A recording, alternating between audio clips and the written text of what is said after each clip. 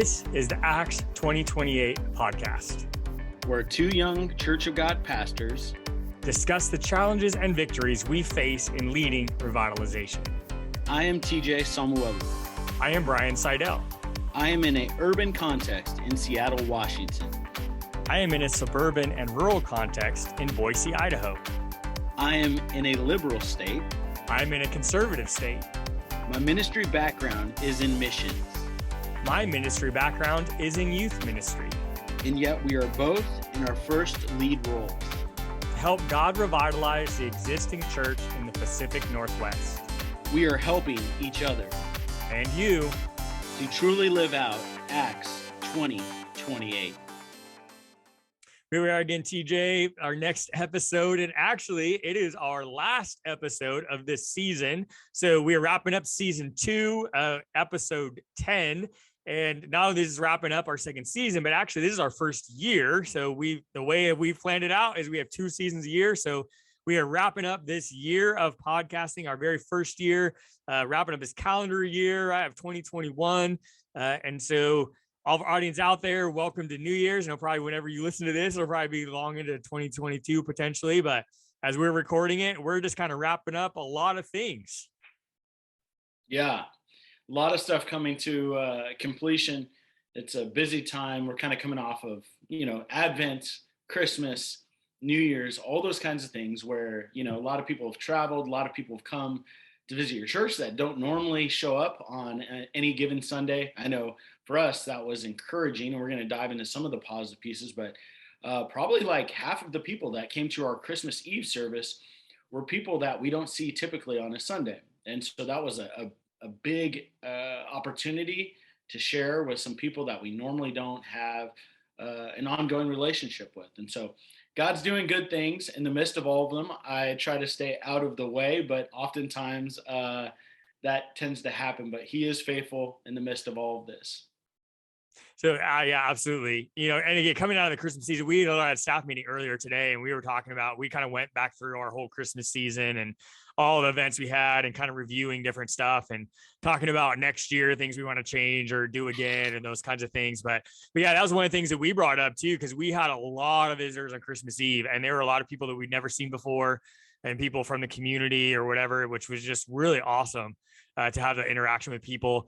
And I don't know about you, TJ, we hadn't talked about this before we pushed record, but I know for us, like I said, our Christmas Eve was pretty big. We had a lot of people. We had some of our regulars, not a lot of our regular church people actually were there. It was all of our visitors that pushed our numbers up to kind of what we expected them to be, which was, a little bit odd. But then also in our Sunday right after, because, again, we had Christmas Eve was on Friday, Christmas Day, Saturday, right? The 26th on Sunday. And it was one of our lowest Sundays of the year.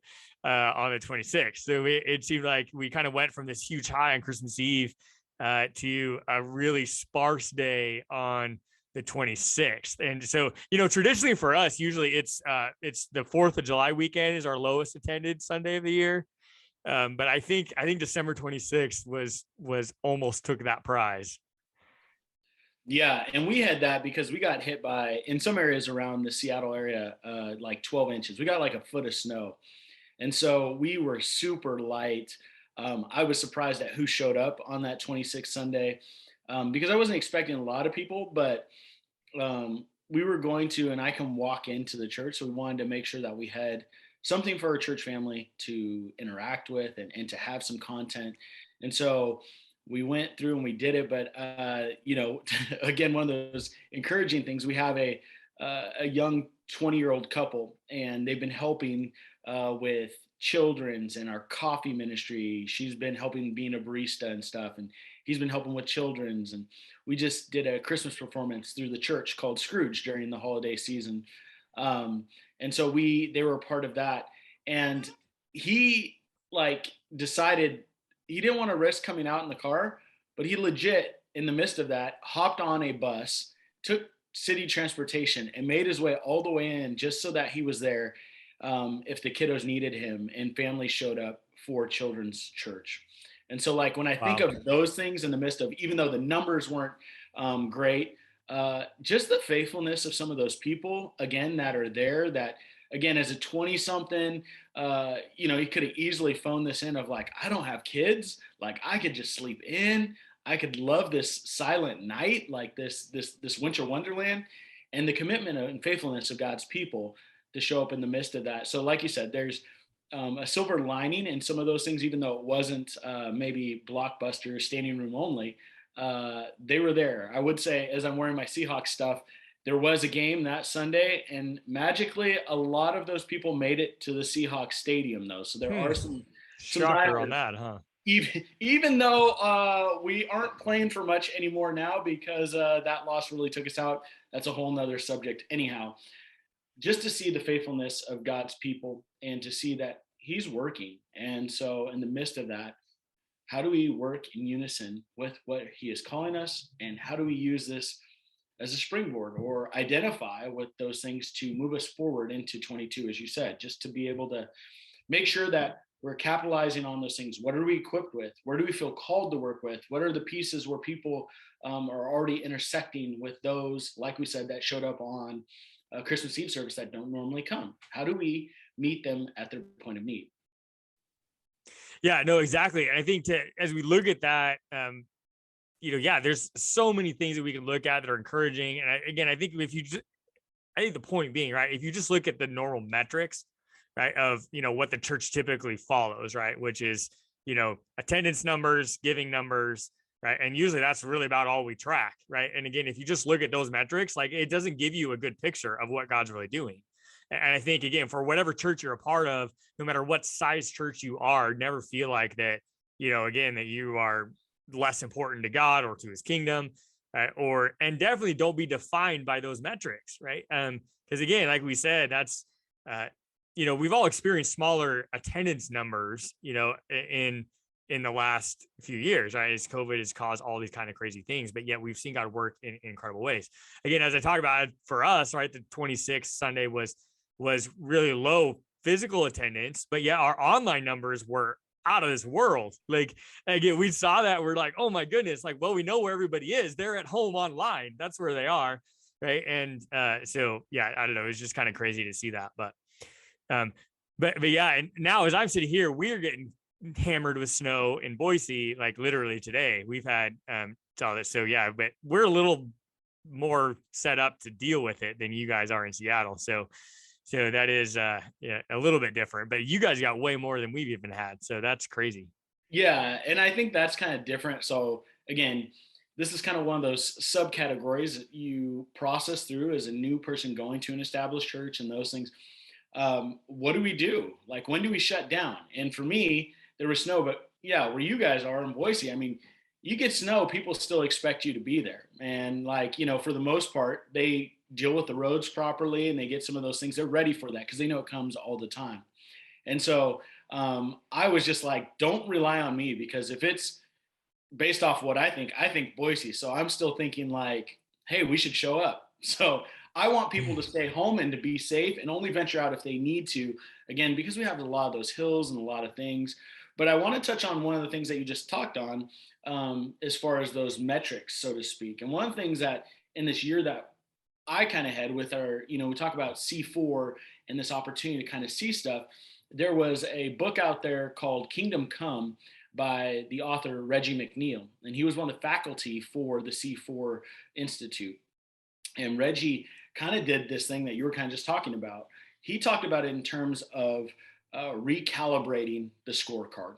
You were talking in metrics of dollars and booties and pews kind of thing, is like those correlations. But like, how do we look at those things? How have they changed? How have they morphed? And you just ended with one of those, is like online presence. If people still can't make it in, but they're engaging in a different way, now that doesn't uh, change our desire to be in fellowship and community. It just means right now, in some of these things with COVID and weather and those, we've had to adjust and we've had to pivot a little bit. So some of the old metrics that we used might not be the same way. So if your head usher counts and says, well, we only had this many this day, this indeed, like you said, is worse than July 4th.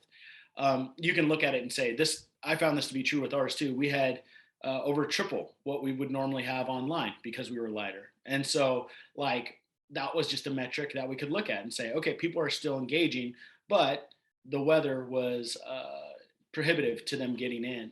And so I think recalibrating that scorecard, that we don't just fall in love with you raw numbers. And I think we've kind of wanted to move this direction as a church for a while, like as a whole. Like, it's not just based on, we're a mega church, we have all these people, we must be right.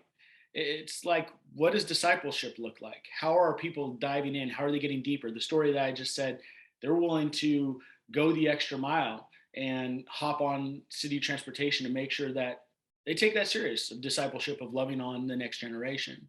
And so when you see those things, that person showing up in that capacity to say, this is my ministry, this is what I do, is far more important. I know we got to keep the lights on and stuff, but that's far more important to me than them dropping a large year-end check in the bucket.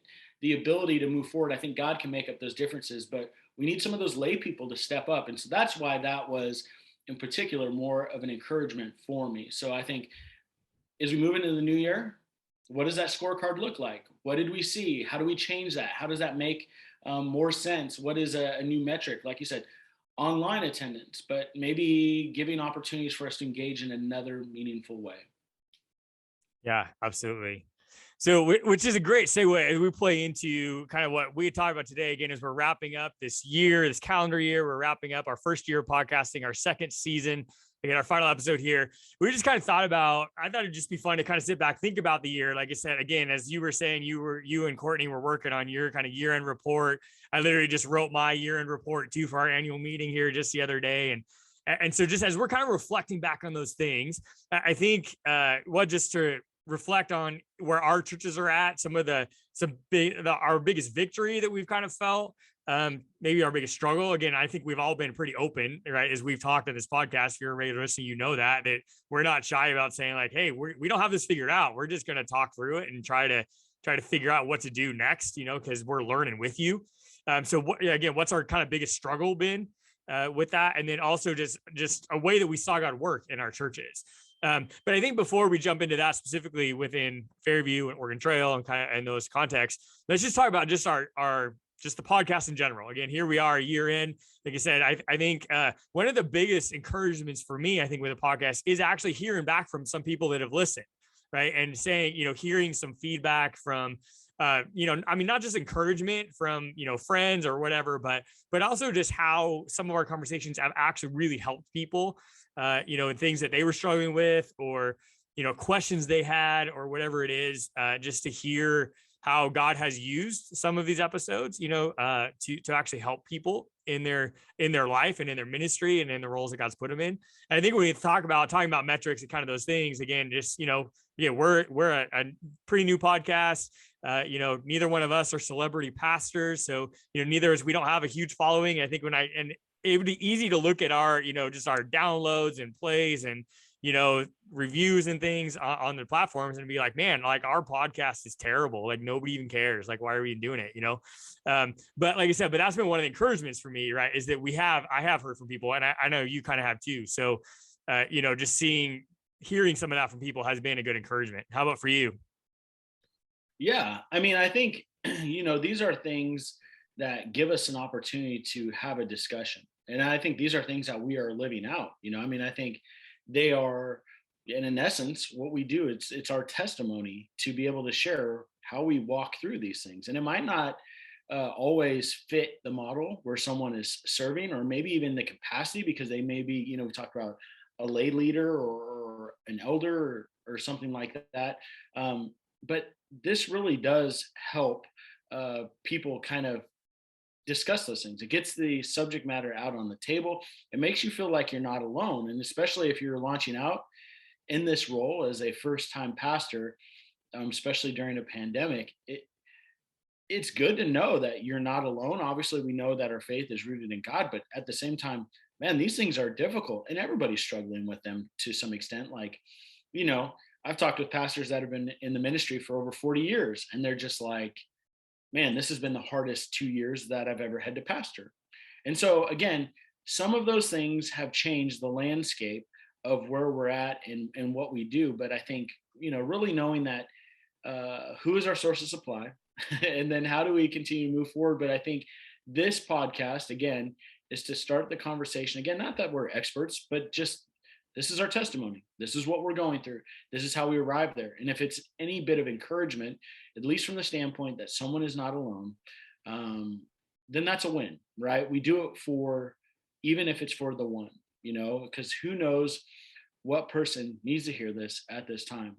Part of it, like you said, is a relational value between you and I, to have a ability to connect, to share, to have some of those things. And I think that that's invaluable to people. And so, like, again, if you're hearing this, um, please don't process this alone. You were saying you have your year-end meeting. I had a meeting last night with our elders, and we're always processing through. We're always trying to work.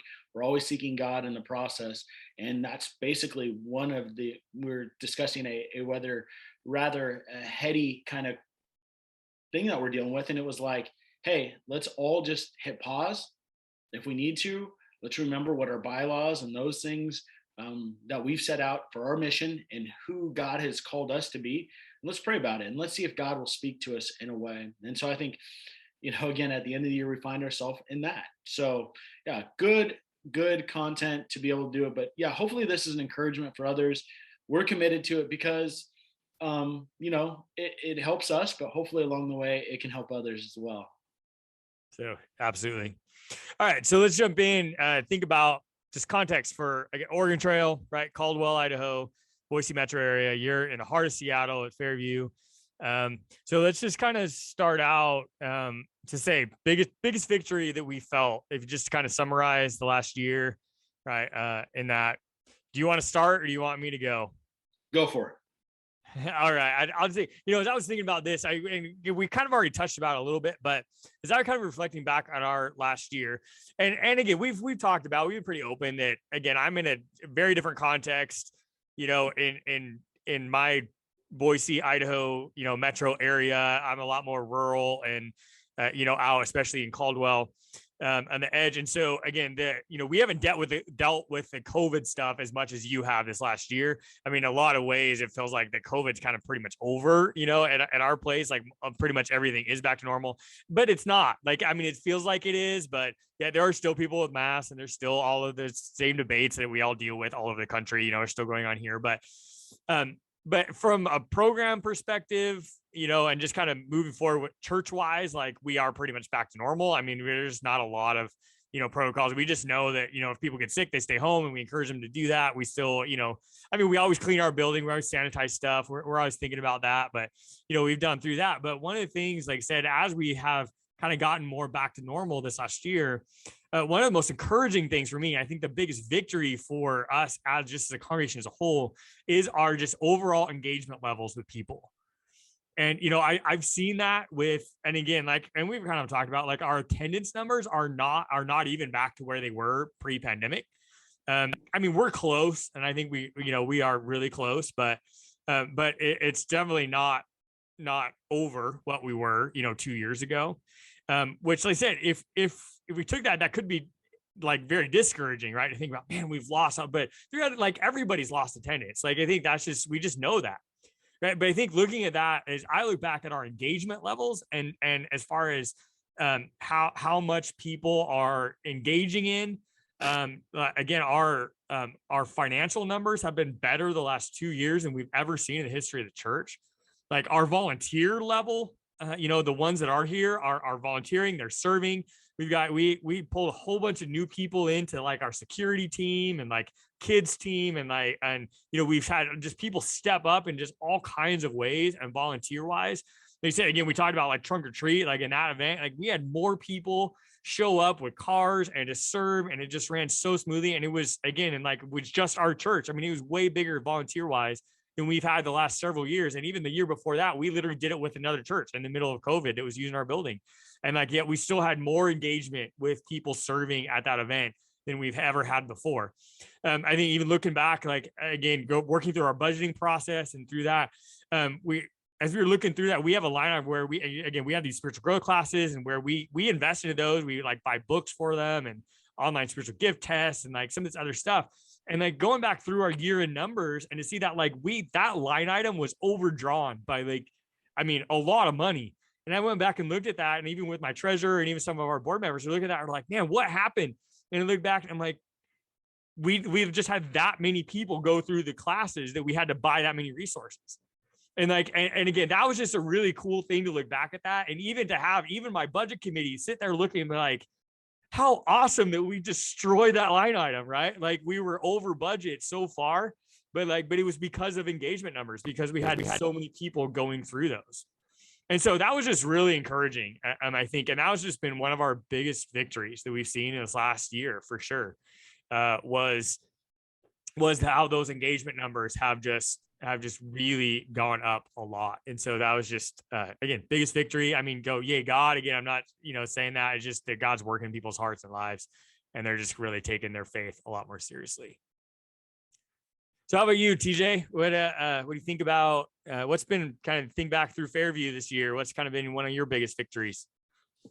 Yeah. So, I mean, I think we have a few of those same things that are, beneficial as far as some of the buy-in, some of those things. I look back even, from old metrics, our church has grown during the pandemic. Now we were smaller in nature, but we have grown during this time. And so that's been encouraging. And that's an old metric, again, as we were talking about. But the actual physical attendance has grown since we've been here. And that's just, again, I think part of this fresh, part of the spirit kind of blowing in and being able to encourage and do things, and some momentum that's happening. And so there's some of those there. Some of the highlights for me, again, personally, there's going to be one that I'm a little bit more biased, but we had a couple baptisms that stuck out to me. Like to kick off the year, we had a guy that is basically about my age. We're like born in like within a month of each other. And he'd grown up in the church. And to kick off, last year's New Year's service, or at the beginning of this year, I guess, he got baptized. And it was just like, even though he grew up in the church, he just made this commitment. And it was so encouraging to see not only him to come to that point in his faith, but just the excitement, again, that it had with some of those people that knew him growing up for the last like 40 years, right? Like they were so encouraged and excited for him. And then, for Easter Sunday rolling into that, I got a chance to, on that same par, baptize our middle daughter. So that was a joy for me. That's going to be a highlight. Oh, yeah. Anytime as a dad, just as a side note. But those were some of the ones that stick out. Our engagement with, because we have a child center, I think that's one of the things where you were just alluding to newcomers and things like that. So quarterly, we had a buy-in to have an engagement piece with them, whether that was, like you said, at a trunk or treat or something like that. And those numbers and the buy-in were great, including partnering with them to help meet needy families. They were all on board to help in that capacity. And then kind of one of the things that we do this, it's kind of been a tradition that's every other year. We did it 2 years ago, which would have been 19 in December. And we came in February of 20. So a couple months before we came, it's called the Scrooge play that I kind of talked about a little bit earlier. And we are a smaller church in the sense of where that is, but just to see what that brought in. So the community that it creates for this, we had our largest attendance ever for this performance, and we were able to give a couple $1,000 because they actually charged for it. And they were able to give, some money to the Union Gospel Mission to help proceeds go there. And then I was just checking it before we came on, again, from our church and this, thing being posted on YouTube. And, again, always something, we want to try to improve the audio, do those things after fact. But it's now reached over like 4,200 views. And so that's like in this month, right? We did it the 10th and 11th. We did 2 performances. So in the last not even 3 weeks, over 4,000 views on that. And so that's pretty cool that, again, just you never know what you're going to do or what impact we have. And again, goes back to the point that we were just talking about. Not that our metric is that 42,000 people at this point in 21 days have heard this podcast. However, you just never know. And so I think part of this that has been the recipe for me is stepping forward in obedience. There's not an overcomplicated way of that, but just saying, yes, Lord, I'm here. And sometimes that's the best that we can do. Uh, Otherwise, especially if we can hear it clearly, if you have that, then man, more power to you. But sometimes if you don't, yeah, or if you do and you go the opposite, you can end up in the belly of a big fish. And in Seattle, they have flying fish down at Pike's Place Market, and those things have gone back to normal. I've seen some of the flying fish around here. So, Yeah. Nice. yeah, those are some of the things that I would say over the year, just engagement with some of our biggest outreaches, again, like the Child Center, a play that we're known for that brought in people that had a chance that maybe had left or not been in a while to engage. Um, and just, baptism, seeing people move forward in their faith, because that's what our whole purpose is so that there would be some form of, in a churchy word, assimilation, that they could then go and disciple others as well. Yeah, nice. Yeah, as we look back again to reflect through those things, and I will say, just as a side note, is that I think some of the most significant experiences I probably ever had as a pastor or a dad is baptizing my own kids. That again is incredibly special. And so, yeah, just, thinking about that. I mean, yeah, I've baptized all three of my boys at different times. And so that absolutely, yeah, incredible. So, but again, just to see those stories, right? I mean, whether it's in our own families, and those within our churches, and just to see God work and move people, and ultimately, like, I mean, that's our goal, right? Like that's our entire mission. I mean, no matter what church you're in, whether it's established church or a church plant or a dying church or a growing church, or if the revitalization is working or if it's not working, I mean, again, we all have the same goal, right? And that is to see God glorified, and to see His Spirit transform people's lives, and just to ultimately to see that. But again, I think that's the biggest reminder, maybe the biggest victory that we can have ultimately, is just remembering that it is God's church, that He's the Lord of the harvest, right? That it is His Spirit and His power, right? And yeah, and that, we're just reflections of that light, and again, we need to say that to find those victories, and that's how we truly find those victories, right? Is letting His Spirit work, and us, like you said, getting out of the way sometimes. Right. Well, I mean, it's been so easy, and one of the things we've had to learn is to lean in the midst of them, because we could totally have those, and child center pun intended, because we did have a Winnie the Pooh room, but it's like we could get into these Eeyore moments, like woe is me, and we can find those anywhere, right? Like, oh, our family has COVID, or we have these different things, or we just can't. Satan loves to get us confused. He loves to render us in neutral. The Bible speaks of it in terms of being lukewarm, that we're not on fire for our faith to move the ball forward, whether that's personally or who we're discipling. And so I think that that's strategic, right? And in the other part of this, I think the reoccurring theme that I'm hearing between these is community, because in a place where Satan can win is in isolation. That's again why the word says when two or more are gathered. So when we can make that a priority to assemble together for His namesake and for under His kingship, then those are the moments where, for lack of a better term, to be edgy, right? We can say hell no to Satan, right? That's the term, because we just want to say, no, greater is He who is in me than he who is in this broken world. And we're trying to run this race to win the prize.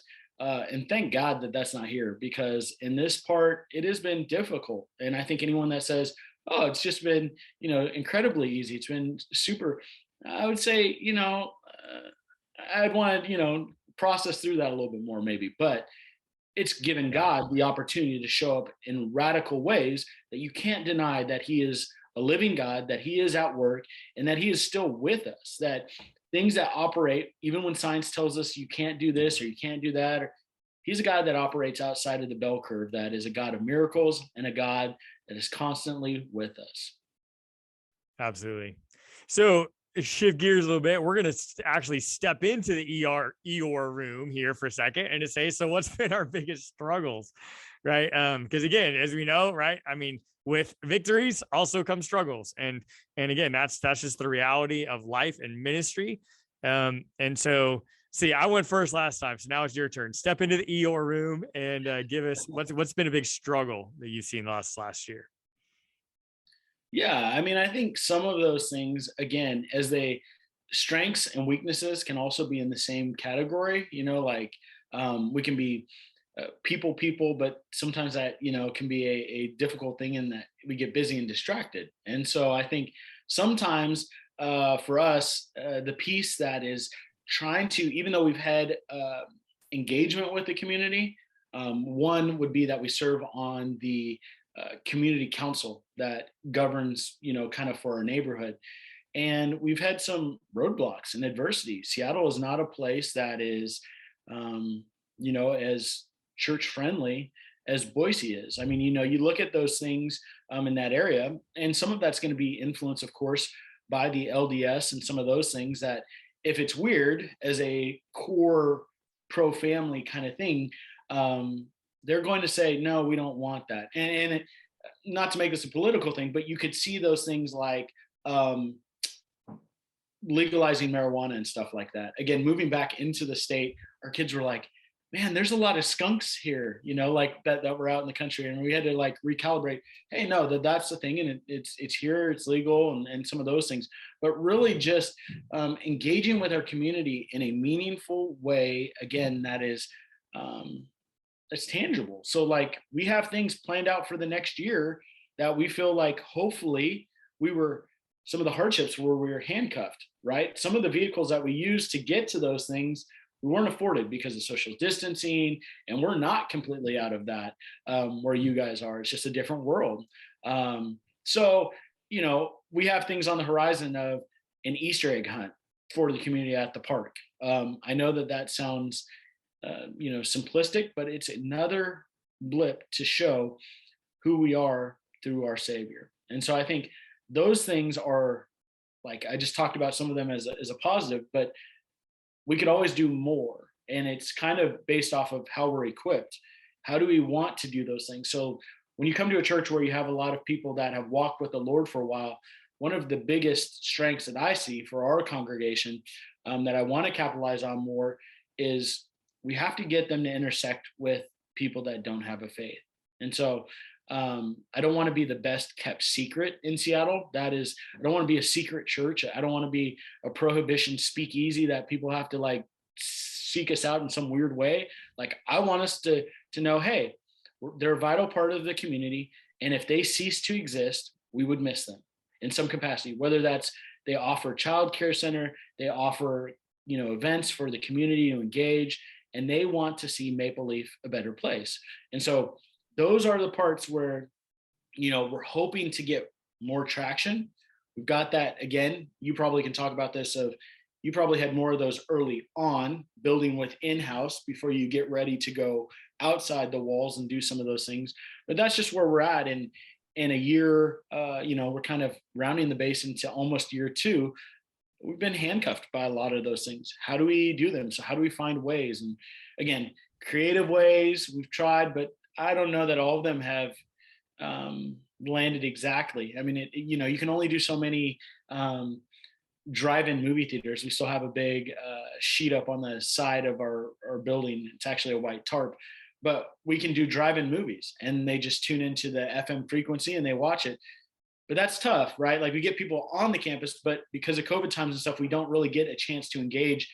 If you get them there and then they stay in their capsule called a card, it's basically a bubble. So, again, there's just some things like that I would still want us to be able to have relational value.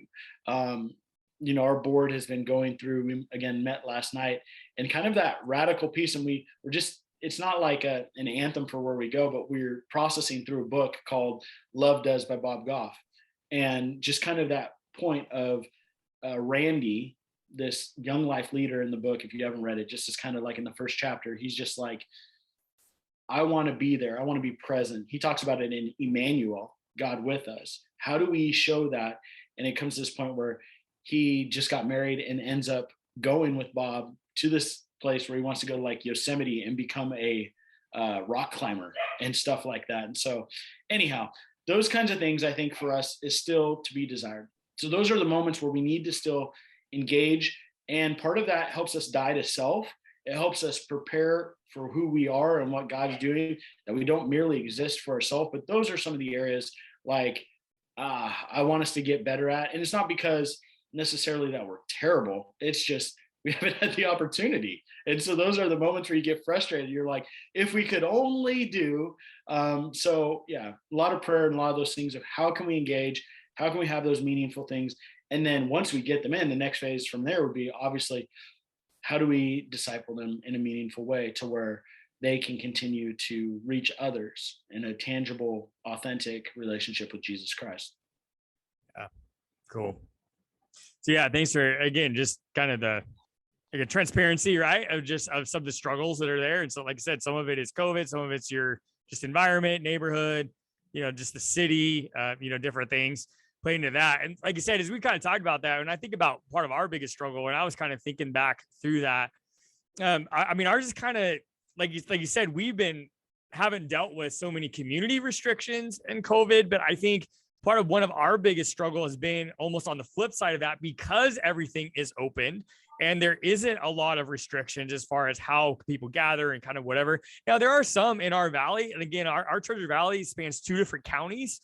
And definitely, there's been very different expectations in our 2 counties. Because we're in Canyon County, we're on the kind of the west end of the valley. And there's been a lot less expectations of social distancing and restrictions and those kind of things than what has been in Ada County and the other side. And that's where the downtown is and more kind of the Boise city center. And so there have been more, restrictions there. But like I said, one of our biggest struggles that I've really seen this last year is because there are more gatherings, there are things that are happening, and that people have this underlying feeling of like, man, we've missed out on so much for so long. Now we're just going to do this and that, and we're throwing more parties, and they're making it, whether it's sports teams or school stuff or family reunions. Like it felt like as so many things got pushed off like the year before, that like now when those restrictions were lifted here, that people just kind of like went nuts, right? And like overscheduled everything. And so just the busy schedules. And I think we fought that in our culture. I think, especially in the church, it feels like we fought that a long time of just, there's so many things pulling people and families in so many different directions that, and church somehow ends up on the bottom of the priority list. And like, I've definitely seen that here though, too, of just where, I felt like, we went from everything was canceled to now we've got everything running, and it's all running at a faster pace. And people are trying to make up for lost time or whatever it is. And it feels like we always, end up, on the short end of the stick as the church. And so that's been a struggle for me, at least as a leader, right? Of seeing that. And it's like, okay, like, again, you still hear, because again, COVID's not over. Like, and I understand that people still are concerned about it or whatever. And like, again, people have told me like, well, we just don't feel comfortable coming back to church because, we don't want to, catch or be close. People don't social distance, and then 5 minutes later, I see them posting, stuff on their social media feed of them at a concert, and I'm like, okay, really? Like, I don't think that they're really all that concerned about it, right? If you go to the concert, but you won't come to church, like, I don't know. So again, I'm just kind of confessing that as a leader is that's been frustrating for me. And I think, again, then how do you interact with people when you kind of know that? And it's like, so, and the reality of that, right, is I think too, some people have just gotten out of the habit, right, of being involved in church. Again, they realize that, oh wow, I can just kind of watch in my PJs and check off the box and feel good that I heard the sermon for the week and just not have to come. And so again, that kind of plays into that kind of same frustration. So again, as our the ones that are here, again, our engagement levels have been great, right? But yet and the struggle has been with the other ones that haven't come back, or why, or what, they're just kind of the extra busyness of life. Yeah, I mean, I think that's the thing that we're fighting is we got a chance to slow down. We got a chance to see what's more vital, what's more important, and we have to fight the urge to want to just refill those schedules with more crazy things. Like hopefully we're holding on to more tangible things. We've given up some of those things that were more whatever, consumer based by nature or whatever, to fill ourselves with more substance, with that of God. And so not to just get in the busyness. I think, again, that's a tool that Satan can use, again, to isolate us.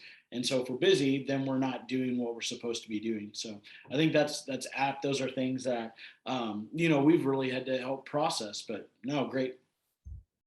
Yeah. All right. So now let's step out of the Eeyore room. Okay. And it's a time of struggles.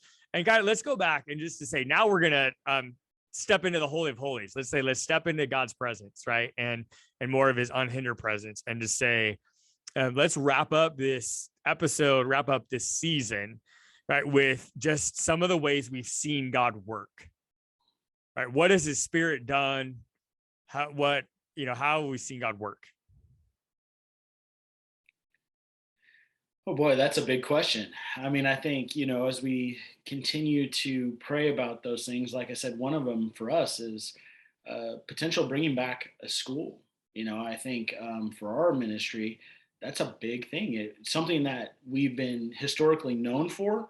And this time around, it might require some partnering. It might require us to function in the things that we talk about in unity as a church. And so I think, if you look around our parking lot at this moment, you would see a couple vehicles that belong to a church that's not Church of God. You'd see a truck that is a part of a food truck for a Peruvian a restaurant that's a block up. And so utilizing these things and God to continue to open doors for us to work together, I think are the things where I'm looking forward to more, for where God can direct us. Something like a school would be huge for us because, again, that helps with the equipping and training of another generation. And so I don't think that's the end all for us, but it is historically, again, one of those metrics that we've used to engage with families, to have kids know that Jesus is our Savior, that there is a sowing process that goes into play. So I think some of those come to mind. Yeah. Awesome. Yeah, as I think about that, again, I look back, I've seen God again opened up some doors for me, like in the community. And again, we've talked about some of those things and things that aren't directly connected to the church, but I think that God's kind of shown me that that's kind of the next phase of where we need to be again, and just to step up the game in that community engagement and just some of the relationships and conversations that God has opened up there.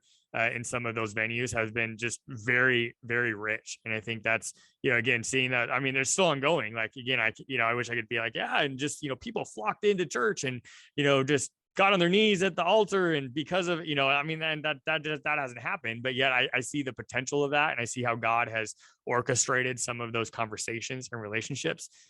I think one of the other things, again, you talked about in one of your big victories, but even about some of the baptisms that you did this last year, and some of the different interactions you've had with some people in your church.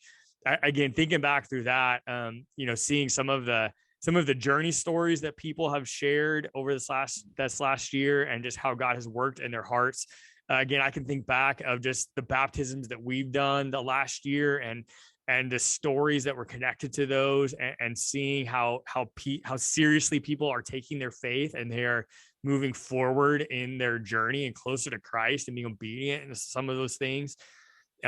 Even some of the, I even actually shared with my staff today, we did just a devotional thing in our staff meeting about the power of prayer. And we were just seeking, about praying for this next year and different things. And like I shared with them today too, that I had, again, just last year, just in the last month, actually, just a first for me as a pastor. And again, I've been in, vocational ministry for over 20 years. And yet, I've done a lot of hospital visits and family things, and kind of prayed for people and kind of all these different situations. I mean, again, it's just kind of part of what we do as pastors, but again, I went and prayed with a family over this little 2-year-old boy that was in the hospital here just a couple of weeks ago. And like, again, I met with him a couple of different times. Like first time, he just really wasn't doing good, and went down there. And again, our hospitals are still pretty locked down. As I say, like, we're not, COVID's over. Like, there's still things that are locked down. And, but again, as a pastor, like, I was able to go in there and pray with his mom, and like, lay hands on him and pray over him. And like, it was just really cool to see how seriously this couple was taking their faith and putting God, putting their son in God's hands. And like I said, the first thing, like literally we got down, like on our knees next to his bed, lay hands on this kid and pray over him. Like I prayed over him, and, like, and that's not out of the ordinary, right? I mean, I've done that before, but then like I get done praying, and I'm kind of like, all right, just pray over him. And then she starts praying. right. And to think, and I'm like, oh, wow, like I've never had that happen before, right? Like where you get there, where and she just again pours her heart out to God and about her son, and just prays for healing, like that was just a cool experience just to see again her faith, right? And just come and how strong that was. And then when I met with it, went back and was several days later, and like I mean, God healed this kid. I mean, he just changed. Like even the doctors were like, wow, like he's not the same kid. And and we're like, no, he's not. Like God healed him. Like, but then came back and like, and I prayed with him like literally the night before he left, and was there, and his dad was there then, and his mom. And again, we prayed over him, and again, like I prayed, and then his dad prayed, right? And then he's done, and his mom prayed. And like, I know, just to see them just so ready to engage and like just to live out their faith in that way was just, like I said, it was just such a cool experience. And it was like one that unfortunately I had to say, like, it was the first time I've ever had like family members do that, right? And engage in that way, like in a hospital visit or like, or a visitation thing and stuff as a pastor. And so, like I said, that's just, I mean, just some of the ways I think back, not just that family, but like I said, some of the baptisms, like, again, there was a married couple that I did their wedding this last year, and, like an older couple, but just, they were both baptized together, right? Like literally just a couple months ago, like seeing their, their faith, right? And seeing how God, again, hearing their testimony, how God has changed their hearts. I mean, I think just to see like how I saw God work, like literally is how he's transforming people's hearts and lives, and them taking their faith seriously. And I think that is just so encouraging not just as a pastor, but I think just as a Christian, right? To see that like God's spirit is alive and is working and he's transforming people. And like, that's like, it's just so incredible. Yeah, no. And when you said that, I thought of a spot where I got to go and pray with a woman that had been a member of our church for quite some time, and almost 40 years. And she was passing away, and her son used to bring her to church, and make sure that she could make it. And she hadn't been able to come for like a year.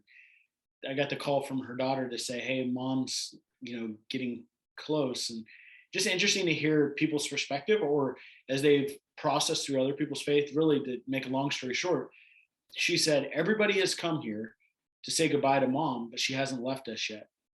And my brother said, well, she really likes the new pastor. Maybe he needs to come and tell her it's okay to go. And so I got a chance to go. And again, with the restrictions, you're not usually allowed 2 visitors and stuff like that. But they made the exception. I got a chance to go pray with her. And within a few hours from that evening to between that and the morning, she'd passed away. And so just to see, again, not only the faithfulness of the servant that was going to be with the Lord, but the family process through their mom's faith of, well, I think maybe mom is holding on for this or those things. And I don't know that that's true, but just those stories, yeah, they're encouraging that people are identifying, even if it's not their own, that faith is a vehicle that is tangible, that is worth putting stock into, and those things. And so anyhow, I don't want to draw this out longer, but when you said that, I really thought those are some of the things that we had in mind. Yeah, absolutely. So again, I think that's the best place to end, right? As we wrap up this season, wrap up again, this first year for us podcasting, is just to see God's hand, right? And see God's work. And I think, again, that's just encouragement, right? No matter where you're at. And again, we all have victories, we all have struggles, right? We all have things we can do better, right? We all have hopes and dreams for the next year, and we do too. But I think just I encourage you, right? Wherever you're at, take a moment, think about the victories that God's brought, right? Think about even the struggles and how God's brought you through those, right? And how you can rely on his spirit in the midst of that time, but know that God is still at work, right? That he is moving no matter what context you're in, right? Whether, you're still completely locked down at COVID or the restrictions, whether you're buried in snow like we are in our places or never, or whatever, wherever you're at, just know, right? That God is at work, that God is still the God of miracles, and he still has that power, and he's still working. And he wants to do that miracle in you as a leader. He wants to do that miracle in your church, right? And in your community. So just keep going, right? Keep going. I think that's just, the theme for all of us, right? As we get through this, keep going, because God is still going. Yeah. God bless you guys. We look forward to a happy new year for all of you. And thank you again for tuning in. God is in control. He has a plan.